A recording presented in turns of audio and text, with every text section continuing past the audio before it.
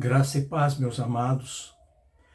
Hoje estamos aqui para abordarmos um assunto que tem sido muito controverso no meio dos cristãos e também no meio dos não cristãos. É um assunto que tem sido muito confundido, fizeram uma mistura tremenda a respeito desse assunto, misturaram alhos com bugalhos e fica todo mundo perdido sem saber exatamente o que isso significa. Nós estamos nos referindo hoje à abordagem sobre o inferno. Nós vamos abordar hoje aqui o termo inferno e descobrirmos que lugar é esse, aonde está esse lugar, que lugar é esse, quem vai para lá, o que é que realmente acontece. Há uma confusão muito grande e gerada em parte por traduções mal feitas, e a grande maioria por falta de conhecimento mesmo. Então, nós vamos começar a nossa exposição logo após a vinheta, ok?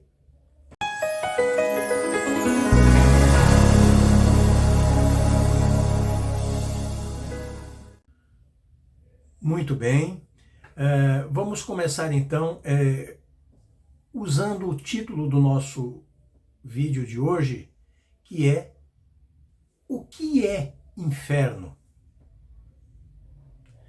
A resposta a esta pergunta é que vai trazer para nós todo o esclarecimento para que nós consigamos, a partir daqui, estarmos situados dentro das verdades bíblicas.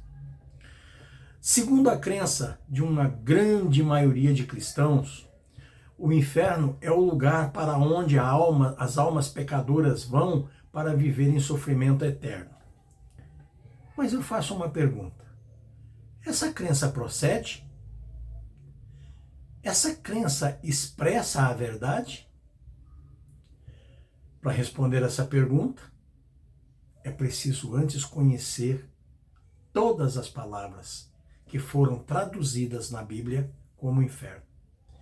Depois que nós tivermos conhecimento de todas as palavras dos originais, tanto do hebraico como do grego, que vieram para o grego e depois vieram para o português, foram traduzidas para o português como inferno, quando nós conhecermos cada uma delas, o significado delas, aí nós vamos poder responder se esta crença cristã de que o inferno é o lugar para onde as almas condenadas, as almas pecadoras vão para o castigo eterno, se isso procede ou não, se isso é verdade ou não, ok?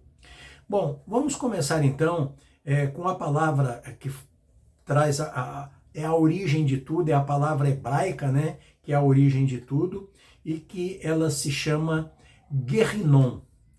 Nós podemos dizer Guerrinom, que é Vale de Rinom, traduzido é Vale de Rinom, ou Geber-Rinom, que é Vale do Filho de Rinom. Esse lugar era um vale fora dos muros de Jerusalém, onde a princípio se sacrificava as crianças a Moloque, ao deus Moloque.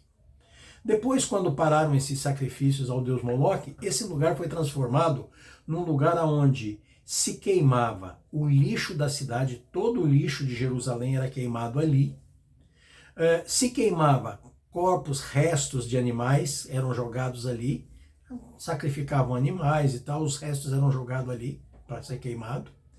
Corpos de pessoas indigentes que não tinham como pagar uma sepultura, não tinha quem pagasse, não tinha quem respondesse por elas.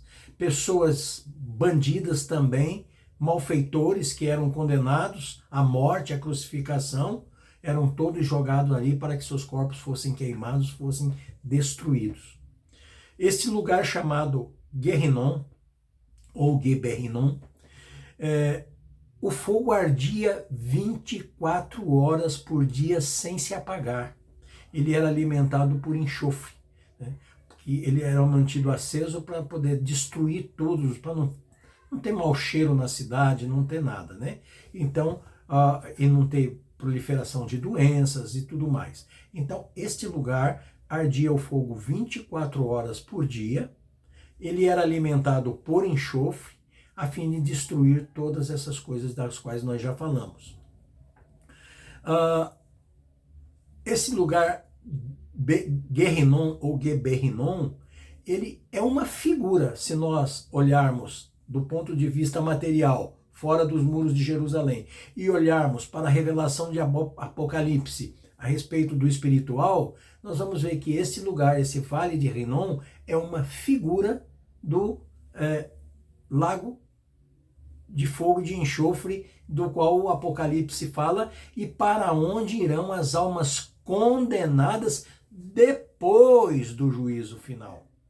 Para o lago de fogo, só vão as almas condenadas depois do juízo final. Quando acontecer o juízo final, aquelas almas que foram condenadas, então elas serão lançadas no fogo com o diabo, seus anjos, né? Com o falso profeta, com a besta, serão lançadas no fogo eterno, que é o lago de fogo e enxofre. Mas isso só depois do juízo final. E esse lago de fogo é que tem sido muito confundido com o inferno, né? Porque muita gente aí acredita que a alma condenada já vai direto para lá queimar. Esse Guerrinon foi traduzido para o grego como Gena. Gena, guardem bem isso. É escrito Geena. Tá? Então, ele foi traduzido como Gena no grego. E se refere ao lago de fogo e enxofre. Não é ao inferno. Muito bem. Outra palavra também original que provém do hebraico, na Bíblia hebraica nós encontramos as referências feitas a ela, e no grego nós encontramos a tradução dela para o grego, que é Sheol. E o que significa Sheol? Sheol é mundo inferior, é morada dos mortos. O Sheol na Bíblia, ele se refere a um lugar de sombras e de silêncio para onde as almas de todas as pessoas que morrem vão para lá. É bom esclarecer aqui que este conceito de que todas as almas vão para lá, vão para o Sheol, é um conceito que perdurou antes da vinda do Messias. Então, antes da vinda do Messias, todas as almas que morriam iam para o Sheol, para esse lugar dos mortos e ficar ali. É a esse lugar que o profeta Daniel se refere, quando ele diz que, lá em Daniel 12:2, ele diz que os que dormem no pó da terra ressuscitarão, uns para a vida eterna e outros para a vergonha eterna. Então, Sheol, onde dorme as pessoas no pó da terra. Logo, esta palavra Sheol, como lugar dos mortos, como o pó da terra, aonde os mortos estão dormindo, ela traz como significado geral sepultura. Sepultura, tá? Então, a tradução de Sheol para o português é sepultura. Depois da vinda do Messias, as pessoas já não vão mais para lá, todas. Algumas sim, não todas. Aquelas que morrem sem se converterem, essas vão para o Sheol. Vão aguardar o juízo final no Sheol. Elas descem grudadas ao corpo, né? A alma desce grudada ao corpo, o corpo apodrece e se mistura ao pó, e a alma permanece aprisionada lá, aguardando o dia do juízo, né? Agora, as que já se converteram, essas daí não ficam mais lá, elas nem vão para lá. É como Jesus ensinou na parábola do rico e de Lázaro. Essas que são convertidas, essas que estão na graça de Deus, elas quando morrem, os anjos a conduzem para o seio de Abraão, que é uma figura do Éden. E é lá no seio de Abraão que elas vão ficar aguardando o dia do arrebatamento, para quando a trombeta soar e Jesus chegar, elas se deslocarem, elas ressuscitarem de lá e irem ao encontro de Jesus nos ares. Então, este é Sheol. E Sheol foi traduzido para o grego como Hades. Não é como Gena, é como Hades. Muito bem. E o que é Hades? Hades, segundo a mitologia grega, era um lugar para os mortos dividido em vários compartimentos. E cada lugar quanto mais a alma era mais pecadora, o lugar era pior, né? Então eram vários lugares onde ficavam separadas todas as almas ali dentro. Mas esse é um conceito mitológico, da mitologia grega, não é um conceito bíblico. O conceito bíblico nós temos que pegar Hades com o significado de Sheol, porque ele está traduzindo o Sheol do hebraico para nós. E Sheol tem o significado que nós já vimos. Como o Hades está traduzindo Sheol para nós, então Hades tem que ter para nós o significado do Sheol hebraico. Então, esse lugar, como tradução exatamente do hebraico para o grego, ele vai ter também o significado de sepultura, porque é um lugar dos mortos, para onde os mortos vão aguardar o dia do juízo. As almas ficam aprisionadas ali, aguardando o dia do juízo. E Jesus deixou isso muito bem claro quando ele fez a comparação do rico e de Lázaro, que o Lázaro foi para o seio de Abraão levado pelos anjos, enquanto o rico foi sepultado e desceu ao Hades.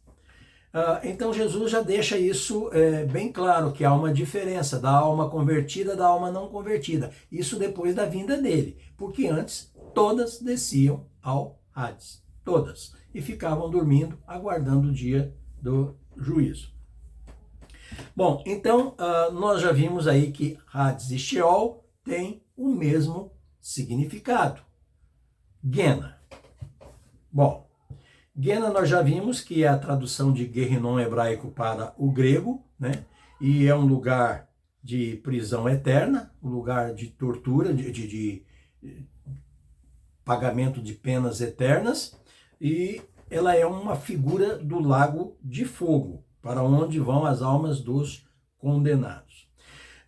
Aqui eu gostaria de fazer uma observação que quando Jesus esteve nos dando os ensinamentos dele para nós, trazendo os ensinamentos dele para nós, muitas vezes ele fez referência ao inferno. Só que ele fez umas referências que foram traduzidas indevidamente. Por exemplo, Jesus, quando falou do rico e de Lázaro, ele disse que Lázaro foi para o seio de Abraão, o rico foi sepultado e desceu ao Hades. Muito bem, e lá, em tormento, ele via Lázaro e pedia a Abraão que mandasse Lázaro molhar a boca dele, porque ele se queimava, ele se consumia naquelas chamas, naquele calor intenso do local onde ele estava. Muito bem, não quer dizer que seja o fogo eterno que estava comendo ele, não. É o calor tremendo, são as energias agressivas, né, que tem lá no lugar. Muito bem, agora, quando Jesus estava respondendo para aqueles que tinham medo de morrer, e ele disse que não temesse os homens que matavam o corpo, mas não conseguia matar a alma, e temesse antes a Deus, que podia fazer perecer no corpo, podia fazer perecer no fogo, tanto o corpo quanto a alma, Jesus não usou a palavra Sheol, ele não usou a palavra Hades, ele usou a palavra Gena. Então veja que para o rico, do rico de Lázaro, ele usou Hades, lugar temporário. O cara está lá, aguardando o juízo lá. Agora, quando ele usou lugar, Deus pode fazer perecer tanto no fogo, tanto perecer no fogo, tanto o corpo quanto a alma, ele usou Gena. Aí já não foi Hades. Por quê? Porque Gena já não é um lugar temporário, é um lugar eterno. Deus pode fazer perecer no fogo o corpo lá no Vale de Rinom, que é o vale onde eram jogados os malfeitores, as pessoas de má fama, os assassinos, bandidos, eles eram jogados lá. Então Deus pode fazer perecer no fogo tanto o corpo quanto a alma. Agora, a alma vai perecer no fogo não de lá, mas sim do lago de fogo e enxofre do qual fala Apocalipse. Então Jesus usou Gena porque aí ele está determinando o castigo eterno. Deus faz perecer no fogo tanto o corpo quanto a alma. No corpo perecia no Vale de Rinom e a alma perecia no lago de fogo e de enxofre eternamente. Só que tanto como Hades para o rico e como Gena para essa condição que nós estamos falando, os tradutores do grego para o português traduziram por inferno. Então, veja a confusão que fizeram. Eles misturaram Guena com Hades e disseram que era inferno. Aí isso cria na cabeça de quem lê um grande conflito, porque a pessoa não conhece a língua, não conhece o povo, a mitologia, não sabe como funciona, aí fica toda confusa. Mas então nós podemos perceber que Guena é figura do lago de fogo e enxofre. É Guerrinom, né? É o vale lá do filho de Rinom, mas que é uma figura do lago de fogo e de enxofre. Hades é sepultura, está ligado com Sheol hebraico, que é o lugar para onde todas as almas iam antes da vinda do Messias. Depois da vinda do Messias, só vão aquelas que não se converteram e vão ficar lá aguardando o juízo, vão ser julgadas, vão saber por as razões pelas quais elas não se converteram. Vai ter uma série de situações dentro da palavra, dentro das leis de Deus, né, que elas serão julgadas. Aí, aquela que for condenada vai realmente para o lago de fogo e enxofre, que é a Guena. E as outras vão para, as que são salvas, vão para o seio de Abraão e vão viver com Jesus e depois vão passar pelo juízo final e vão receber galardão e viver com Jesus eternamente na Nova Jerusalém. É este o conceito. Tem uma outra palavra que é Tártaros, também falada, algumas pessoas se referem ao Tártaros. Essa palavra nós só encontramos ela uma vez na Bíblia, no Novo Testamento. Só tem uma vez, e é no texto de 2 Pedro 2:4, quando Pedro diz que os anjos que pecaram, Deus os lançou num abismo de escuridão, né, e os reservou para o dia do juízo. Muito bem, então já notamos que esse Tártaro também é um lugar temporário, porque esses anjos estão colocados lá aguardando o dia do juízo. Eles não vão ficar lá eternamente, eles estão lá aguardando o dia do juízo. Depois do julgamento é que o destino deles vai ser selado, né? Isso a gente não sabe porque a Bíblia também não revela. Mas o que vem a ser Tártaros? Tártaro é um lugar mais abaixo do Hades. Só que o Hades é para as almas dos seres humanos, das pessoas. E Tártaro é para os anjos caídos. Por isso que a referência é feita uma só vez. Então ela está mais abaixo, ela é mais profunda, é mais escuro, é um poço mais fundo, mais escuro, né? E ali estão os anjos caídos, aguardando o dia do juízo. Então, Tártaro não é uma coisa que a gente possa usar como destino do ser humano. O destino do ser humano é temporário, o Hades, e depois, finalmente, os condenados, lago de fogo, que é Guena. E para os salvos, seio de Abraão, depois ressurreição para encontrar com Jesus, vão para o juízo, no juízo recebem galardão e vão morar definitivamente com Jesus na Nova Jerusalém. Este é o conceito. Agora, finalmente, chegamos no inferno, a palavra inferno. O que significa inferno? Da onde surgiu isso que nós falamos aqui de Sheol, falamos de Hades, falamos de Guena, falamos de Tártaro e até agora não falamos nada de inferno. Bom, inferno é uma palavra de origem latina. Nem é hebraica e nem é grega. Ela é latina. A origem da palavra inferno vem do latim. Outra razão para muita confusão no meio das pessoas. Então, ela vem do latim. E no latim ela é inferos, infernus. Né? A original é inferos, que gerou infernos, e depois gerou inferno no português. Tá, e o que significa isso? A palavra inferos, do latim, significa lugar de baixo. Aquele que está embaixo, aquele que é inferior, né? Um lugar inferior, um mundo inferior. Um lugar para onde vão os que já morreram. Quando nós olhamos para esse conceito, nós já associamos com o quê? com o Hades grego e o Sheol hebraico. Então, Sheol, Hades e inferno estão interligados entre si. Eles têm o mesmo sentido, eles traduzem a mesma coisa, uma no hebraico, outra no grego e outra no latim. E no português, né? Porque o português vem do latim. Então, qual o sentido geral? Qual o significado geral da palavra inferno? Sepultura. Sepultura. A pessoa que morre sem Jesus. A pessoa que morre sem se converter, sem se voltar para Deus através do Evangelho de Jesus. O que vai acontecer com ela?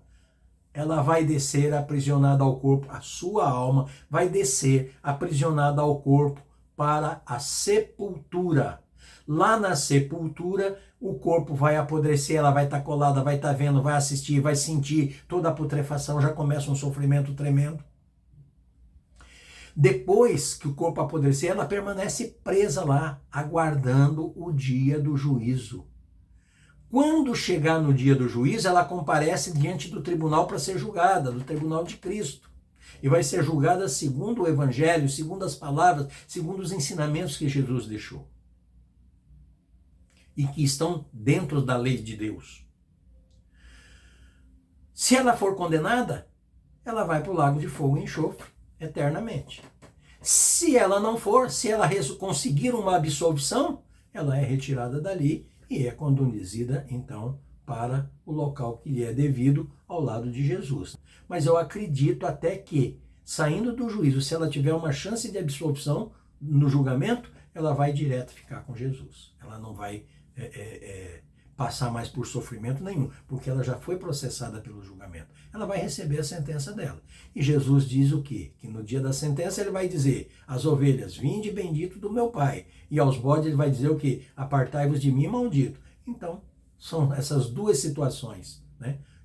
Então nós acreditamos que ela vai direto para junto de Jesus, se ela tiver uma chance de ser absolvida de alguma das suas condenações no dia do juízo. Bom, mas as que não passaram por essa situação, as que já morreram em Cristo convertidas, essas já foram para o seio de Abraão, já ressuscitaram com Cristo no arrebatamento, já foram julgadas, já receberam o seu galardão e agora vão viver com Cristo eternamente na Nova Jerusalém. É isto que acontece, né? Então, este conceito cristão de que inferno é um lugar para onde vão as almas das pessoas pecadoras para pagar penas eternas, este conceito está errado. É um conceito indevido que proveio de 3 situações. Primeira delas, dogmas da Igreja Católica Romana. Segunda delas, tradução indevida do grego para o português. Terceira delas, falta de conhecimento, falta de estudo. O povo cristão entrou numa fase de dizer que não precisa de mais nada porque Jesus já salvou, Jesus aboliu a lei, Jesus tirou toda a lei, então nós agora somos remidos no sangue de Jesus, não precisamos fazer mais nada e já estamos salvos. Amados, isso é uma doce ilusão. Não é nada disso que a Bíblia fala, não é nada disso que o Evangelho fala. Inclusive, Jesus disse que ele não veio abolir a lei, ele não veio abolir, ele não veio revogar, mas cumprir. E ai daquele que não cumprir os mandamentos, e ai daquele que ensinar alguém a não cumprir os mandamentos. É isso que Jesus diz. Então a lei de Deus é a vontade de Deus, é aquilo que Deus quer para as pessoas, é aquilo que Deus determina para as pessoas. Isso não está abolido, não. A pessoa tem que fazer a sua parte, sim. Jesus nos libertou da escravidão da lei, mas não é da lei de Deus, não é da lei mosaica que Deus deu para Moisés para dar para o povo. Há um entendimento errado por falta de conhecimento. E Deus diz lá em Oséias 4:6 que o povo dele perece por falta de conhecimento, e conhecimento da palavra dele. Jesus nos libertou da escravidão da lei do Éden, não é da lei de Moisés. Jesus veio pagar a maldição que pesava sobre as nossas costas, pesava sobre a humanidade pelo pecado de Adão. Quando Adão pecou lá, desobedeceu a Deus e ele caiu, foi expulso do paraíso e a terra ficou maldita por causa do pecado dele. Então toda a humanidade estava maldita, toda a humanidade estava condenada. Esta era a lei do pecado. E foi esta lei que Jesus veio abolir. Foi esta lei que Jesus veio pagar. Abolir não, ele veio pagar, ele veio resgatar. Ele derramou o sangue inocente por obediência a Deus. Adão desobedeceu a Deus a troco de um relacionamento com a esposa dele. Jesus deu a vida, pagou com sangue inocente o erro de Adão para poder resgatar e devolver para o Éden aquelas pessoas que estavam sob maldição por causa daquele pecado. Então foi esta lei que Jesus nos libertou. Ele nos libertou da lei da escravidão do pecado. Não é da lei mosaica, não é da lei de Deus, que Deus deu a Moisés para dar ao povo, não. Isso era do judeu. Do judeu não, é do povo de Deus. Israel significa aquele que luta com Deus e vence. Então é do povo de Deus, é do povo de Israel, é do povo que luta com Deus e vence. Essa lei é para todos. Se somos Israel de Deus hoje, essa lei é para nós. Ela só não é para aquele que não quer salvação. Ela só não é para aquele que quer seguir o caminho de Adão. Então precisamos entender isso, meus amados. Entendeu? Então, veja bem, é preciso estarmos na comunhão com Deus, para quando fecharmos os nossos olhos, a nossa alma está espiritualizada e se desprender do corpo com facilidade e ser levada pelos anjos para o seio de Abraão, a fim de que, quando as trombetas soar com a vinda de Jesus, nós ressuscitemos de lá para o encontro com ele nos ares. E se ele voltar enquanto nós estivermos vivos sim, convertidos, procurando seguir os ensinamentos dele, a palavra dele, as leis que Deus deixou, nós teremos os nossos corpos transformados num piscar de olho. Esse corpo carnal vai ser desintegrado, porque carne e sangue não pode herdar o reino de Deus. Esse corpo vai ser desintegrado num piscar de olho, e num piscar de olho nós recebemos um corpo espiritual, a nossa alma recebe um corpo espiritual que vem da parte de Deus, para que nós subamos ao encontro dele nos ares, assim como ele ressuscitou. Nós vamos ao encontro deles, nós vamos subir, e com esse corpo nós não temos condição. Então é isto que nós precisamos entender. É esta a razão da vinda de Jesus. É esta a lei que Jesus pagou, que Jesus quebrou, a maldição da lei, mas a maldição da lei do pecado, não é da lei de Moisés. A lei de Moisés não é maldição, não. É a lei de Deus, é a vontade de Deus que foi repassada ao povo para que o povo cumpra. Daquela lei mosaica, a única coisa que caiu foi a lei do sacerdócio levítico. O sacerdócio levítico e as leis sacerdotais caíram todas. Hoje ninguém pode punir ninguém. Hoje, se eu ferir a Deus por alguma razão, ninguém pode me punir por isso. Quem vai me punir por isso é Jesus no dia do juízo final. Ele vai me julgar e saber por que eu fiz, como eu fiz, qual a razão de eu ter feito. Então, eu vou passar por um julgamento. Mas só Jesus pode me julgar, ninguém mais. Naquela época, os sacerdotes julgavam, os fariseus julgavam, apedrejavam, matavam, né? Hoje ninguém pode fazer isso. Isto caiu. Esta lei cerimonial, essa lei sacerdotal, essa lei que dava ao sacerdote pleno poder para agir sobre as pessoas, era uma lei exterior, então os sacerdotes tinham o poder, eles eram autorizados para fazer essas punições. Hoje ninguém mais é. Esta lei caiu, foi quebrada. A lei do sacerdócio levítico, porque o sacerdócio de Jesus, que é segundo a ordem de Melquisedeque, assumiu o lugar do sacerdócio de Jesus, do sacerdócio levítico. Então o sacerdócio levítico cai, perde o valor, e o sacerdócio de Jesus assume. Hoje não é mais por sacrifícios de animais, de sangue de bodes e touro, mas é pelo arrependimento, pela circuncisão no coração, o arrependimento, a conversão e depois a ida pelo julgamento de Jesus, pela estar em comunhão com Jesus. Ou sobe ou desce. Ok, amados? Eu espero que eu tenha sido claro. Espero que você tenha entendido. Se alguma dúvida ficou, coloque embaixo nos comentários. Faça a pergunta que você quiser, eu vou ter o maior prazer de responder, né? Apenas com respeito, né? Porque a gente, na internet, a gente trata todo mundo com respeito, e não só na internet, como em todo lugar, né? É nosso dever cristão de tratar o nosso próximo com respeito, de tratar ele como gostaríamos que ele nos tratasse. Então, pode fazer a pergunta que você quiser, eu vou ter o maior prazer de responder, ok? Não vou te deixar sem resposta.